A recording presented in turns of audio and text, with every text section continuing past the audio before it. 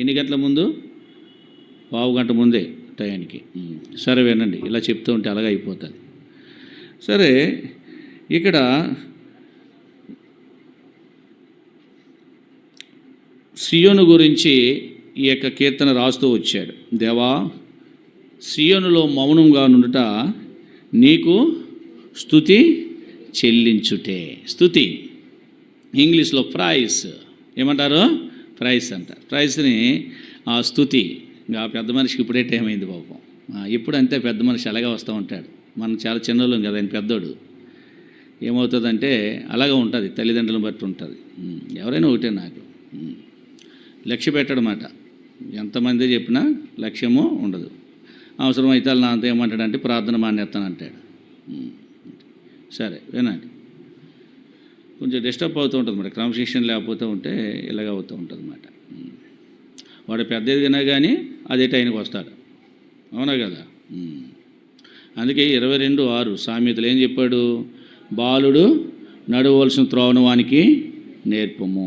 నేర్చుకోకపోతే ఎవడ పోతాడు? ఆడిపోతాడు. నేర్చుకోకపోతే వాడైపోతాడు. ఎన్నోసార్లు నేర్పుతున్నా, ఆడు మందిరానికి వచ్చిన కానీ చెప్తూనే ఉన్నాం, కానీ వీడి మాట నాకు లెక్కేంటి?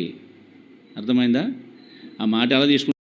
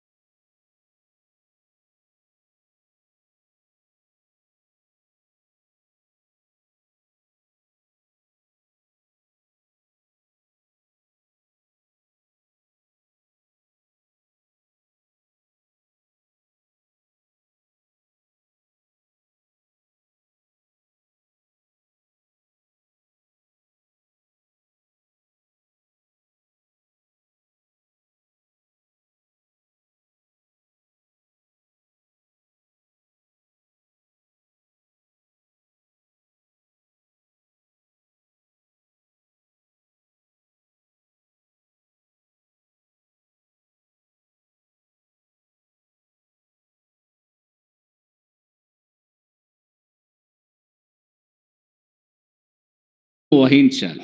హబక్కూకు గ్రంథము 2వ అధ్యాయము 20వ వచనం చదవండి ఎవరైనా. 20వ వచనాన్ని హబక్కూకు ప్రవక్త అయిన హబక్కూకు రాశాడు సియోను.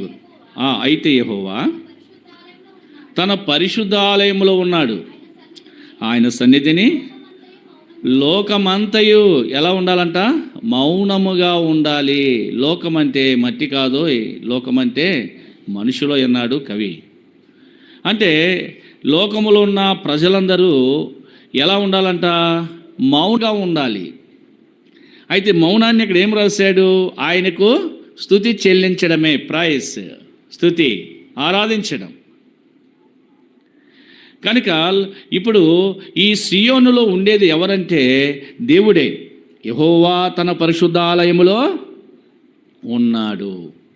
ఆలయంలో ఉండేవాడైనా, హస్తకృతాలయంలో ఉండడు. అర్థమైందండి? హస్తకృతాలయంలో అయినా ఉండడు. ఆయన కలిగి చేసుకున్న ఆలయంలో అయినా ఉంటాడు. మనము చదువుతాం కదా, ఎక్కడది? రోమీయులకు రాసిన పత్రికలో మనం చూస్తామా? మనం చూసినాము. మళ్ళొకసారి దాన్ని ఒకసారి జ్ఞాపకం చేసుకుంటాం. రోమీయులకు రాసిన పత్రిక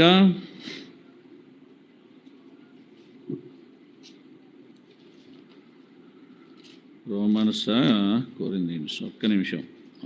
పౌలు గారి పత్రికలోనే గత వారం మనం చదువుతూ వచ్చినాం. కాదు, కొరింథీయులకు రాసిన మొదటి పత్రిక 3వ అధ్యాయం. రోమా కాదు, కొరింథీయులకు రాసిన మొదటి పత్రిక 3వ అధ్యాయము 16వ వచనం 17వ వచనం చదవండి. మీరు దేవుని ఆలయమై ఉన్నారనియు దేవుని ఆత్మ మీలో నివసించుచున్నాడనియు మీరు ఎరుగరు. ఎవడైనాను దేవుని ఆలయంను పాడు చేసినలా దేవుడు వాని పాడు. దేవుని ఆలయము పరిశుద్ధమైన మీరు ఆ ఆలయమై ఉన్నారు. దేవుని ఆలయం ఎలా ఉండాలంట?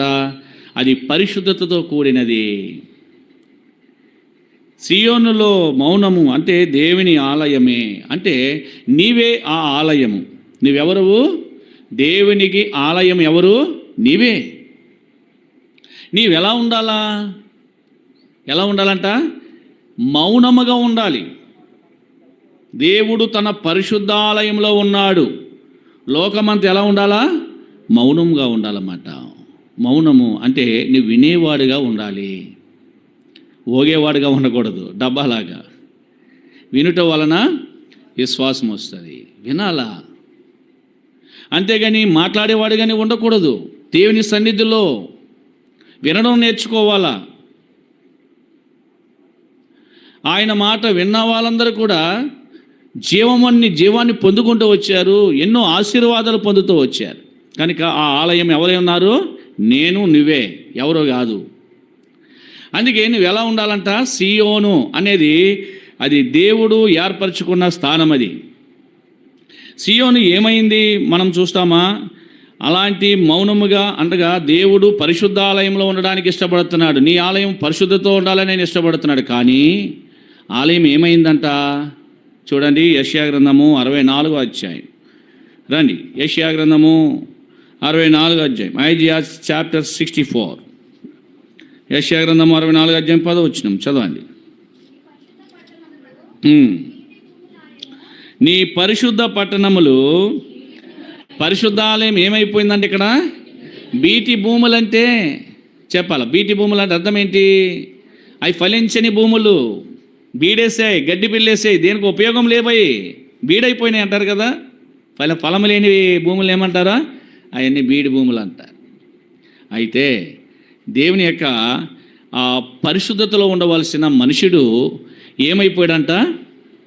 బీటి భూములైపోయాడు. అర్థమైందా? బీటి భూములు అంటే ఏమాత్రం కూడా లోబడే జీవితం లేదన్నమాట. అర్థమైందా? ఏమాత్రం కూడా ఎలా ఉంటుందంటే ఈ బీటి భూములు ఎలా ఉంటాయి? ఎప్పుడు కూడా అదే పద్ధతి. ఫలింపు అనేది దానిలో కనిపించదు. ఫలింపు అనేది దాంట్లో కనిపించదు. దీన్ని ఏమంటారంటే బీటి భూములు. తర్వాత చదువమ్మా. సియోను బీడ ఇంకా క్లియర్గా రాశాడు ఇక్కడ. సియోనులో మౌనంగా నుండుట స్తుతి చెల్లించుటే. ఇప్పుడు సియోను ఏమైపోయిందంట? బీడ అయిపోయింది. కారణం ఏంటి? పైన ఏం రాశాడు? పరిశుద్ధముగా ఉండవలసిన భూములు ఏమైపోయినాయంట? ఆ పట్టణాలే, నగరాలే ఏమైపోయినాయి? బీడి భూములు అయిపోయినాయి. అక్కడ బీడి భూములు అయినాయి కనుక అప్పుడు సియోను కూడా ఏమైపోయింది? మౌనము, పరిశుద్ధాలయము బీడైపోయింది. తర్వాత యెరూషలేము పాడయ్యను. అసలు సియోన్ అనేది ఎక్కడ ఉందంటే యెరూషలేములోనే ఉంది. సియోన్ ఎక్కడుంది? యెరూషలేములోనే ఉంది. ఎక్కడ మనము చూస్తామంటే ఈ సియోను గురించి ఇంకా లోతుగా మనం వెళ్ళినప్పుడు ఇందాకనే మనం చదువుతూ వచ్చాం. ఇశ్రాయేలు ప్రజలు ఐగుప్తు నుంచి కానాను దేశానికి వెళ్ళినప్పుడు దేవుడు అక్కడున్న ఆ 7 జనాంగాలని వెళ్ళగొట్టి వాటిని సంపూర్ణంగా స్వాధీనము చేసుకోమని చెప్పాడు, ఆ కానానే ప్రదేశాలని. కానీ వీళ్ళేం చేశారు? ఆ మోషే కాలంలో ఏం చేశారంటే ఆ యొక్క యెరూషలేము ప్రాంతాన్ని వారు స్వాధీనం అంటే కొండదాకా వచ్చారు. చదవన్న మాట మరలా 4:48 ద్వితీయోపదేశ కాండము 4:48 వచనం. ద్వితీయోపదేశ కాండము 4:48 వస్తున్నారు. ఐగుప్తు నుంచి కానానికి ప్రయాణం వాళ్ళది. సీహోను హతము చేశారు అతని దేశాన్ని.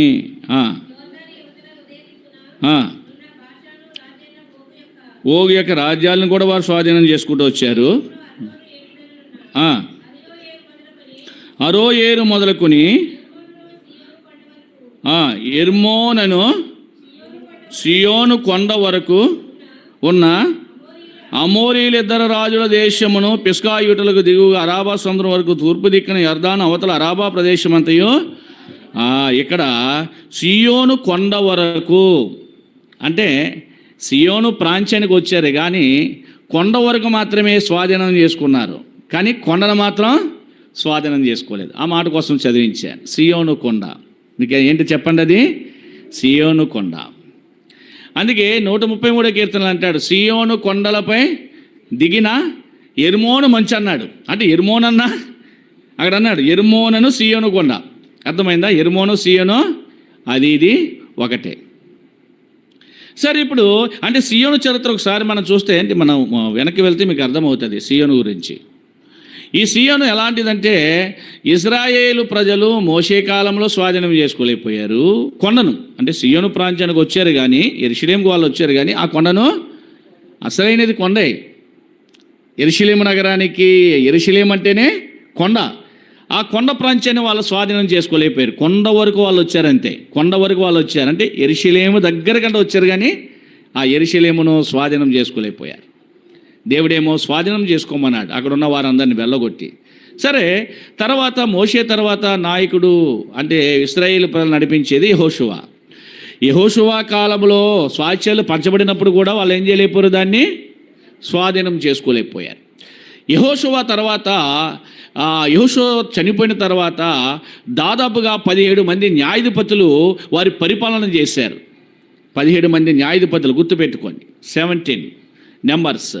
ఈ 17 మంది న్యాయాధిపతులు 350 సంవత్సరాలు పరిపాలన చేశారు వీళ్ళందరూ కలిపి. అంటే కొన్ని సంవత్సరాల వల్ల అన్నింటినీ విభజించాలంటే లెక్కలు ఇప్పుడు సరిపోవు. ఈ 17 మంది కలిపి ఇశ్రాయేలు ప్రజలను న్యాయాధిపతులుగా ఉండి వాళ్ళకి రక్షకులుగా ఉండి ఎంతకాలమో 350 years వారు పరిపాలన చేశారు. అంటే ఈ 350 సంవత్సరాల్లో కూడా యెరూషలేమును వాళ్ళు ఏం చేయలేకపోయారు, స్వాధీనం చేసుకోలేకపోయారు.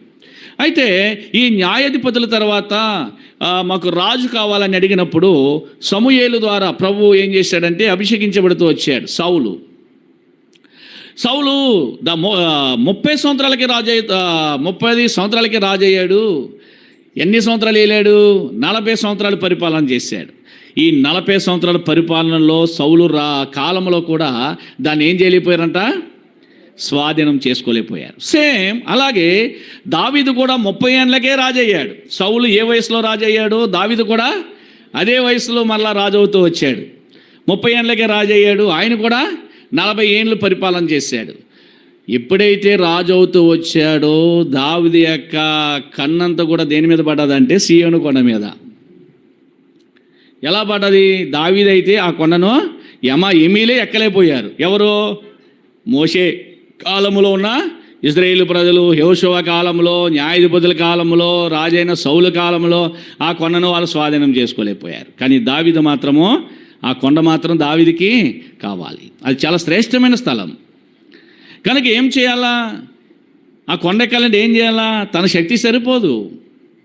అయితే 60వ కీర్తనలో మనం చూస్తే అర్థమవుతుంది.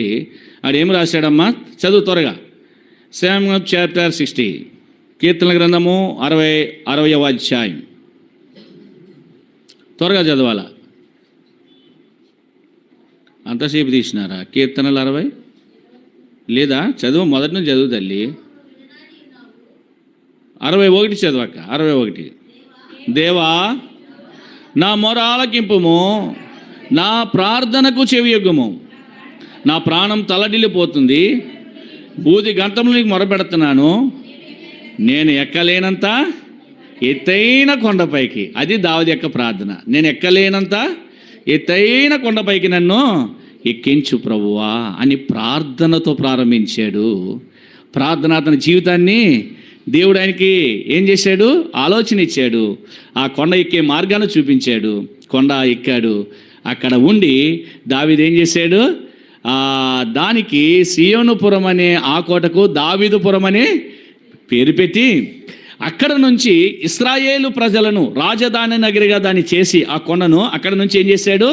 ఇశ్రాయేలు గోత్రాలన్నిటి వారిని పరిపాలన చేస్తూ వచ్చాడు. ఇశ్రాయేలు దేశాలని ఏం చేశాడు? ఆయన ఏలుబడి చేస్తూ వచ్చాడు. ఈ రకముగా దావీదు దానిని స్వాధీనము చేసుకున్నాడు. అంటే దావీదు, భౌతిక సంబంధమైన దావీదు ఏం చేశాడు? ఆ కొండ ఎక్కి ఆ కొండను స్వాధీనం చేసుకొని ఆ కొండ నుంచే ఏం చేశాడు? పరిపాలన చేశాడు. ఈయన భౌతిక సంబంధమైన దావీదు. అలాగే పరసంబంధమైన దావీదు ఉన్నాడు. ఆయనే జీసస్ క్రైస్ట్, యేసుక్రీస్తు ప్రభువు వారు.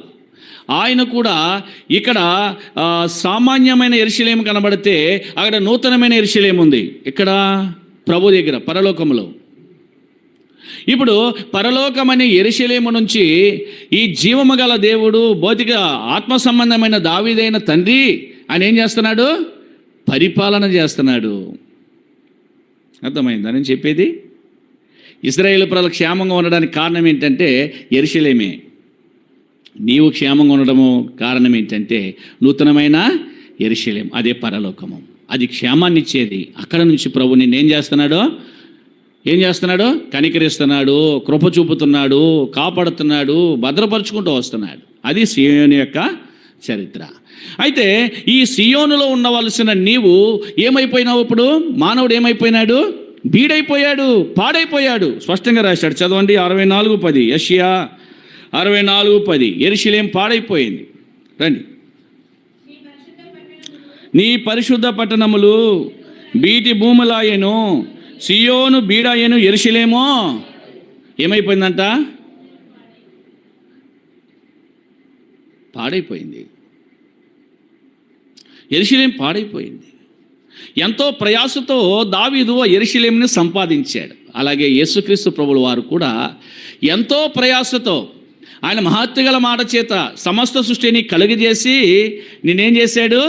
ఈ భూమి మీద నిన్ను ఆస్వాదించాడు, ఫలించి అభివృద్ధి పొందమని ఎంతో ఆశించాడు. కానీ ఈ ఫలం ఇవ్వాల్సిన ఈ భూమి, ఈ మనుషుడు ఏమయ్యాడు? ఫలభరితమైన మనుషుడు ఏమయ్యాడు? బీడయ్యాడు, పాడైపోయాడు. నా జీవితం పాడైపోయింది.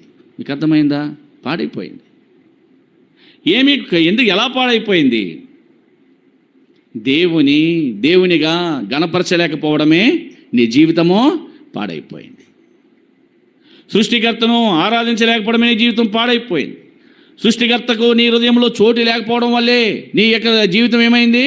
పాడైంది. నిజంగా దేవుడు నీ యొక్క ఆలయంలో ఉంటే నీకు నిద్రే పట్టదు. టైం అయిపోతుంది, సమయం అయిపోతుంది, పరుగు ఎక్కడికైనా పరిగెడతావు. అర్థమైందా? ఏ ఊరు పోయినా పరిగెడతావు, నిర్లక్ష్య పెట్టావు. అర్థమైందా? నా కాదులు అన్నట్టుగా నువ్వు నిర్లక్ష్యంగా ఉండవు కనుక పాడైపోయినావు నీవు. రెండవది చూద్దామా? పాడైపోవడమే కాదు, ఈ పాడైపోయిన జీవితము ఇంకేమైపోయిందంటే 66:88 చదవండి. యెషయా 66:88 పాడైంది. క్షమించండి, 88 అంటే కాదు, 88 కాదు, ఒక్క నిమిషం. 66 నేను తప్పు చెప్తున్నాను, ఒక్క నిమిషం. 8వ వచనం, 88 అన్నాను, క్షమించండి. 8వ వచనం. అట్టి సంగతులు ఎవరు చూస్తారు? ఒక జనమును కనుటకు ఒకనాటి ప్రసవేదన చాలునా? ఒక నిమిషంలో ఒక జనము జన్మించున. సియోనునకు ప్రసవేదన కలిగిన ఆమె బిడ్డలను కనెను. ఇక్కడ అంటాడు సియోనునకు ఏమి కలిగిందంట? సియోను పాడైపోయింది. గుర్తుపెట్టుకోండి, నువ్వు పాడైపోయావు, బీడైపోయావు. రెండవది, పాడైపోయినావు గనకనే నీకేమొచ్చినాయి? ప్రసవ వేదన. అంటే ఏంటది? బాధలు ఎక్కువైపోయినాయి, శ్రమలు ఎక్కువైపోయినాయి. ఏమి కారణము? నువ్వు పాడైనవు కనుక నీకు బాధలు ఎక్కువైపోయాయి. అర్థమైందా? పాట మాత్రం పాడతాం. యేసు మంచి కాపరి నన్నెత్తుకొని మోయును, నా బాధలన్నీ తీర్చును, నన్నాదరించును. పాట మాత్రం పాడతాం మనం. ఏమొచ్చినాయి నీకు? ప్రసవ వేదన. అంటే సంతోషం ఉంటుందా అండి? సంతోషం ఉంటుందా? సంతోషం ఉండదు. ఎంత బాధ అంటే, ఎఫ్సీ పుట్టినప్పుడు వాళ్ళ అమ్మ అరిచింది, మొత్తం 2 చెవులు పోయినాయి పాపం ఆ అరుపులకి. చెవులు డెడ్ అయిపోయినాయి మాట. అర్థమైందా? కారణం ఏంటి? అది చాలా వేదనకరమైనది. ప్రసవ వేదన అంటే అర్థం ఏంటి? చెప్పండి. చాలా వేదన, బాధతో కూడింది, సంతోషంతో కూడింది కాదు అది. అందుకే సియోను దేనితో పోల్చాడంటే ప్రసవ వేదన. చాలా బాధకరమైన సంగతులు తెచ్చిపెట్టుకున్నా, పాడైనావు. రెండవది, చాలా బాధలలో ఉంటూ ఉన్నావు. మూడవది చూద్దామా, 26 కీర్తన గ్రంథము, కీర్తనలా నేను అన్నీ తప్పే చెప్తున్నట్టున్నాను, అంతే చదవండి ఒక్క నిమిషము. 126 అధ్యాయం 1వ వచనం, శామ్ చాప్టర్ 126:1 చదవండి. సియోనుకు తిరిగి వచ్చిన వారిని యెహోవా చెరలో నుండి రప్పించినప్పుడు. చాలు. ఇక్కడ ఏం రాసినాడంటే సియోనులో ఉండవలసిన వారిని మరలా సియోనుకు రప్పించాడు. ఎలా రప్పించాడంటే ఆయన రప్పించినప్పుడు వాళ్ళు ఎక్కడ ఉన్నారంట? చెరలో ఉన్నారు. ఎలా ఉన్నారు? మనుషుడు ఎలా ఉన్నాడు? దేవుడు సియోనుకు మరలా తీసుకురావడం కొరకు మానవ యొక్క జీవితం ఎలా ఉంది? పాడైంది, బాధలో ఉంది, బంధించబడుతూ వచ్చాడు. చెర అంటే అర్థం ఏంటి? బంధించబడుట, చైల్డ్, బంధించబడుట. దేని చేత? 107వ కీర్తన చదవండి. కీర్తన గ్రంథము 107వ అధ్యాయం, శామ్ చాప్టర్ 107. కీర్తనలు 107వ అధ్యాయము 11వ వచనం. బాధ చేతను ఇనుప కట్ల చేతను బంధింపబడిన వారై చీకటిలోను మరణాంధకారములోను నివాసం చేయవారి హృదయం ఆయన ఆయాసం చేత కృంగజేసేను. వారు కూలి ఉండగా సహాయకుడు. ఎంత బందీలో ఉన్నాడంటే మనుషుడు కూలిపోయిన వాడుగా ఉన్నాడు. బందీలో ఉన్నవాడు ఏం చేస్తాడండి? బందీలో ఉన్నవాడు అక్కడ ఉన్న సెక్యూరిటీ మీద, జైలర్ మీద, లేకపోతే అక్కడ ఉన్న పోలీస్ మీద లెగిస్తే ఊరుకుంటాడా? 2 పోటీ పుడతాడు, అవసరం షూట్ చేసి పడేస్తాడు, నన్ను చంపడానికి వచ్చాడని. ఎంత బాధకరమైన విషయం అంటే, ఎంత బంధించబడుతూ వచ్చాడంటే మనుషుడు బాధ చేతను ఇనుప కట్ల చేతను. ఇనుము చాలా బలమైనది, అంతేనా? ఇనుము బలమైనది, బంగారం కంటే బలమైనది. ఏంటిది? ఇనుము. ఇనుము కంటే విలువైనది బంగారం, ఇనుము కంటే విలువైనది బంగారం. కానీ బలమైనది బంగారం కంటే ఇనుమే బలమైనది.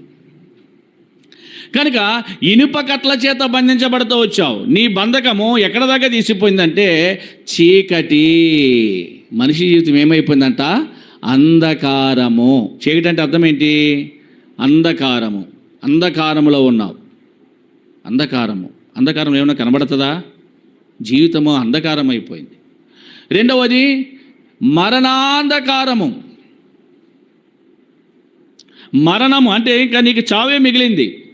పాడైనావు, బాధలు ఎక్కువయ్యాయి, చావులో బంధించబడుతూ వచ్చావు. ఎవరు తప్పిస్తారండి ఇప్పుడు?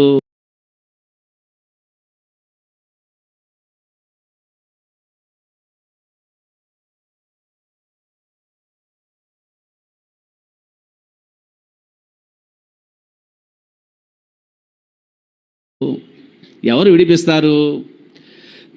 దేవుడు ఎంతో ప్రేమించాడు నిన్ను. నువ్వు ఫలభరితమైన జీవితంగా ఉండాలని, సియోనులో దేవుడు ఉండాలని, నీలో ప్రభు ఉండాలని, నీ ద్వారా ఆయన మహిమ పొందాలని ఎంతో ఆశపడుతూ వస్తే నీ సియోని యొక్క జీవితం లేక నీ జీవితం ఏమైపోయింది? పాడై బీడై మరణాంధకారమునకు చేరువైపోయింది. అందుకే పౌలు పత్రిక రాస్తూ, రోమాపత్రిక రాస్తూ అంటాడు, చదవండి 7వ అధ్యాయము, రోమీలకు రాసిన పత్రిక 7వ అధ్యాయం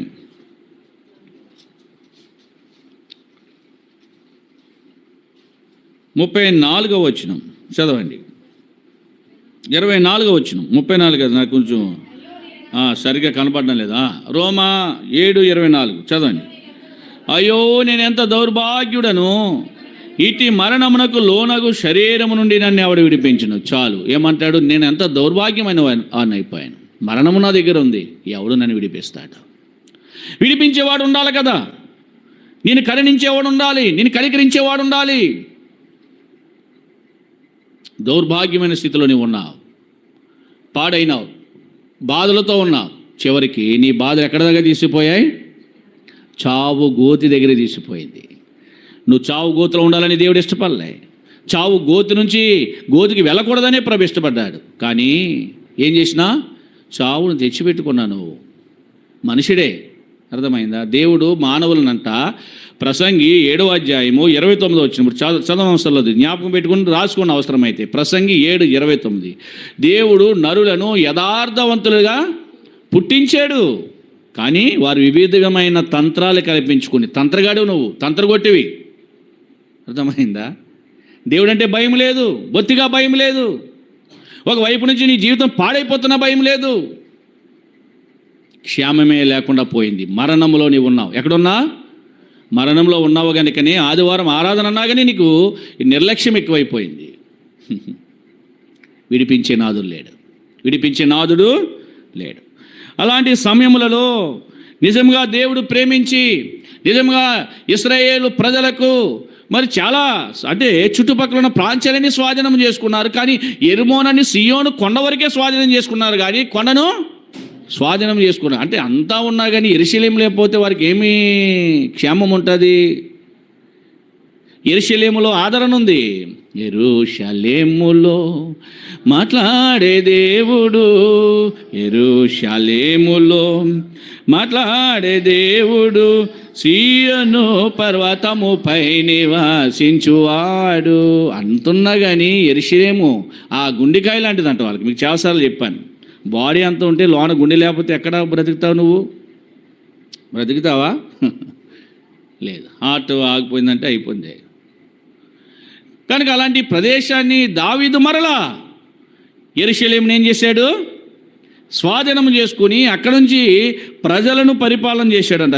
చదవండి ఆ మాట, మీరు చదివితే బాగుంటుంది. 2 సామ్యుయల్ చాప్టర్ 5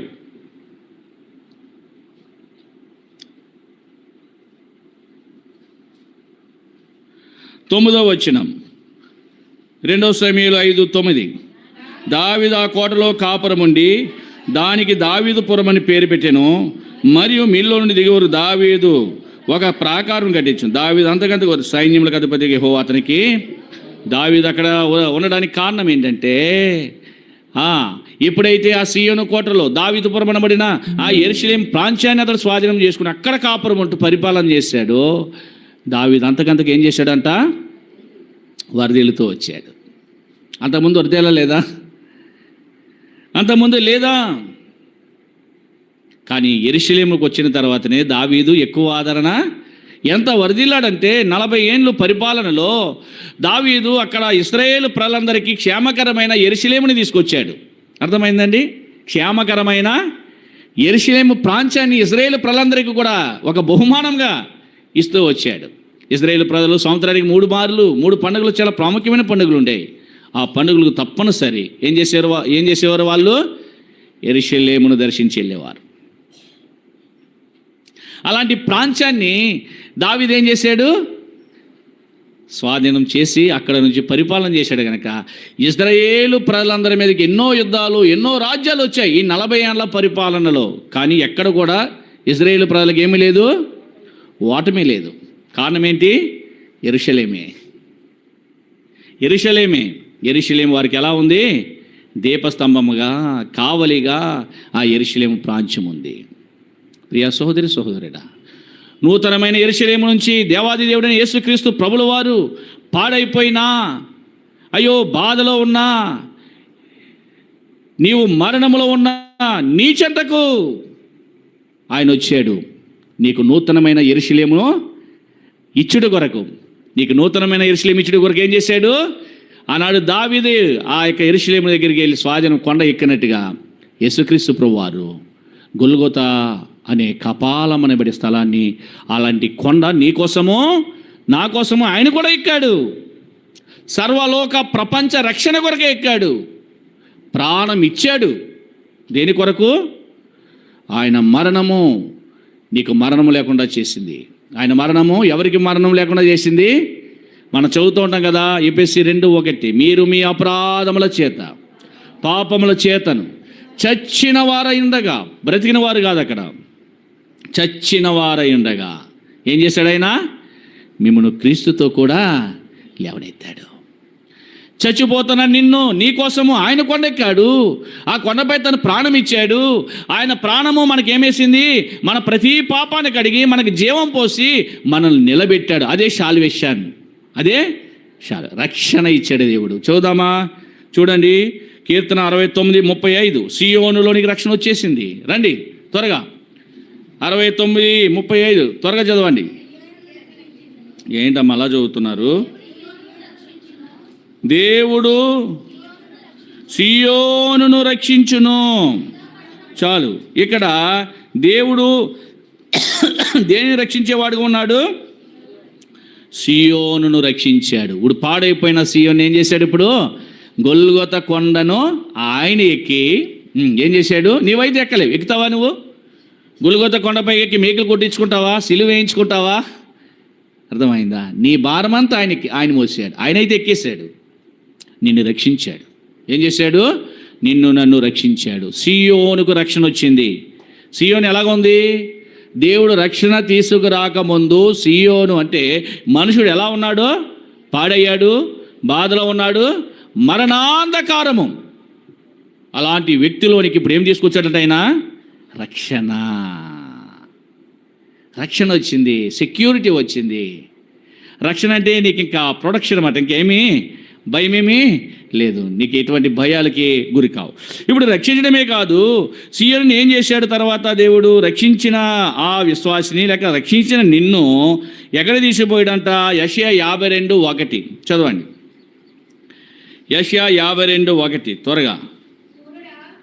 52:1 ఐజియా ఎక్కడ ఉందా అక్క పాపం? సియోను లెమ్ము లెమ్ము, నీ బలము ధరించుకునము. చాలు. ఇక్కడ రక్షించిన సియోనుకు ఏమిచ్చాడు? బలం ఇచ్చాడు. బలమంతా పోయింది. ఇంతకుముందు పాడైపోయి బాధల ద్వారా ఎక్కడికి వచ్చేసాడు? చావు గోతులో ఉన్నాడు. చావు దాకా వెళ్ళిపోయా. అయితే నిన్ను రక్షించాడు. ఇప్పుడు నిన్నేమన్నాడు? లెమ్ము సియోను లెమ్ము, నీ బలము నిన్ను బలపరిచాడు. దేవుడు ఏం చేశాడండి? కారణం ఏంటి?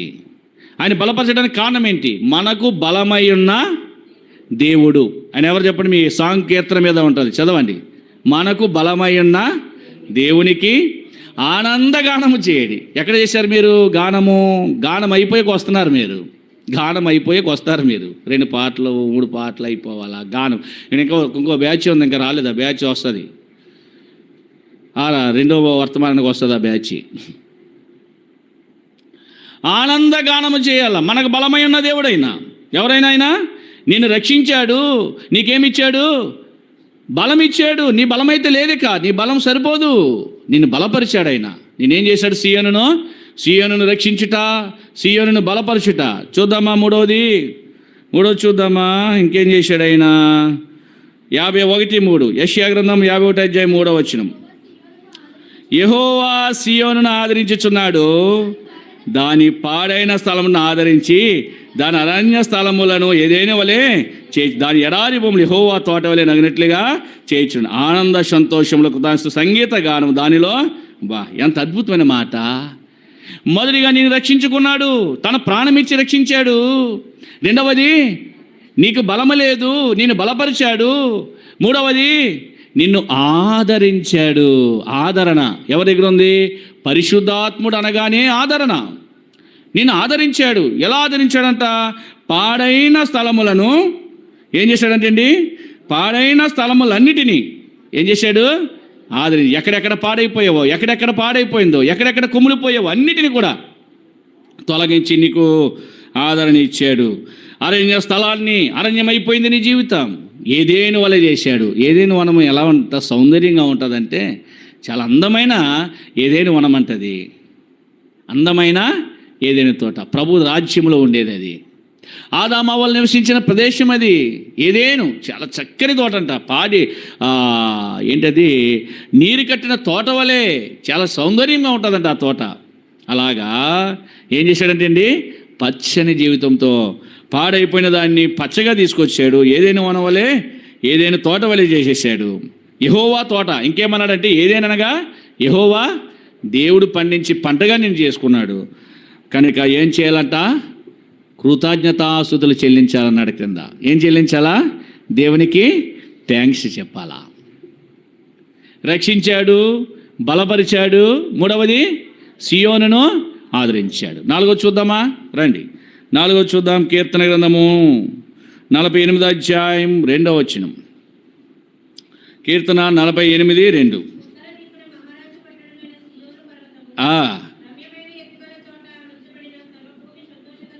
సర్వభూమికి, ఇందాక చెప్పాం, దేశం అంటే భూమి అంటే మట్టి కాదు, సియోను పర్వతం ఏమైందంటే ఇప్పుడు సర్వభూమికి, అందరికీ కూడా, అందరికీ ఉపకారి, అందరికీ సంతోషం ఇవ్వడానికైనా సియోనుకు ఏం తీసుకొచ్చాడు ఇప్పుడు? ఉత్తర దిక్కు నుంచి మహారాజు పట్టణమైన సియోను పర్వతం దగ్గర నుంచి ఏం తీసుకొచ్చాడంట? సంతోషాన్ని. అంటే నీ జీవితాన్ని సంతోషంతో నింపడానికి ఆయన ఇష్టపడుతూ వచ్చాడు.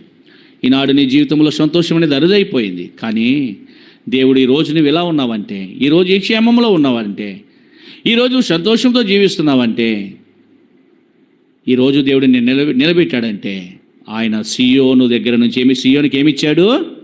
సంతోషాన్ని అనుగ్రహించాడు. ఐదవది చూద్దామా? రండి, ఐదవది చూద్దాం. రండి, ఐదవది ఏమిటంటే 128:5. కీర్తన గ్రంథము 128వ అధ్యాయము 5వ వచనం. సియోనులో నుండి యెహోవా నిన్ను ఆశీర్వదించును, నీ జీవిత కాలం అంతయు యెరూషలేముకు. దేవుని ఆశీర్వాదాలు పొందుకుంటూ వచ్చావు. దేవుడు ఆస్వాదించాడు.